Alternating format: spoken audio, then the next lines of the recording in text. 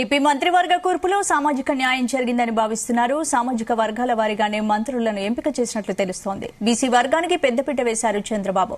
BC వర్గానికి ఏకంగా 8 మంత్రి పదవులు దక్కాయి. ఆ తర్వాత కమ్మ సామాజిక వర్గానికి 4, కాపు సామాజిక వర్గానికి 4, రెడ్డి సామాజిక వర్గానికి 3, SC, SP, Madiga, ST, minority, Adivasi వర్గాలకు చెరొక మంత్రి పదవిని కేటాయించారు.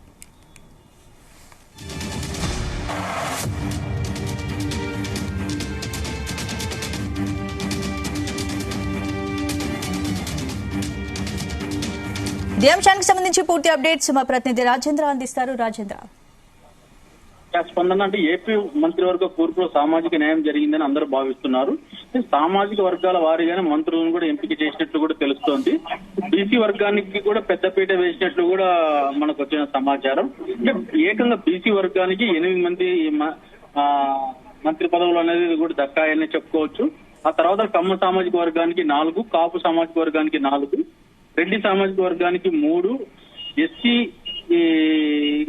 ఎస్టీ, మాదిగ, మైనార్టీ, ఆర్యవైశ్య వర్గాలకు కూడా చెరొక మంత్రి పదవిని కూడా కేటాయించారు.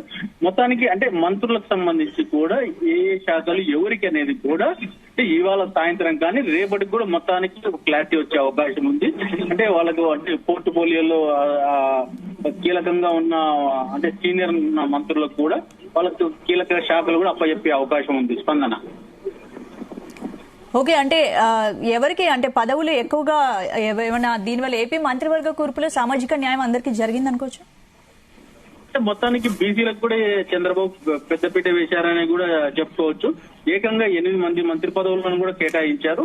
ఆ తర్వాత కమ్మ సామాజిక వర్గానికి కూడా 4, కాపు సామాజిక వర్గానికి కూడా 4, రెడ్డి సామాజిక వర్గానికి 3, ఎస్సీ, ఎస్టీ, బీసీ, మైనార్టీలకు కూడా మిగతా ఆర్యవైశ్య వర్గాలకు కూడా చెరొక మంత్రి పదవిని కూడా కేటాయించారు. అంటే మొత్తానికైతే బీసీలకి ఎక్కువ ప్రాధాన్యత ఇచ్చినట్లు తెలుస్తోంది. స్పందన అంటే నారా లోకేష్, అచ్చెన్నాయుడు లాంటి కీలక వ్యక్తులకు ఎలాంటి పదవులు దక్కే అవకాశాలు ఉన్నాయి?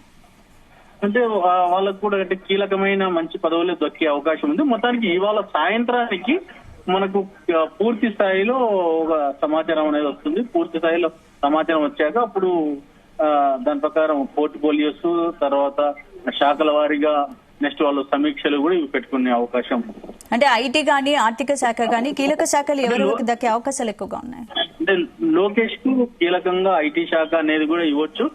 ఆర్థిక శాఖ వచ్చేసి అటు ఆనం రామనారాయణ రెడ్డి గాని, అనంతపురం జిల్లాకి చెందిన సీనియర్ నేత పయ్యావుల కేశవ్ గౌని ఇచ్చే అవకాశాలు ఉన్నట్టు ఉంది.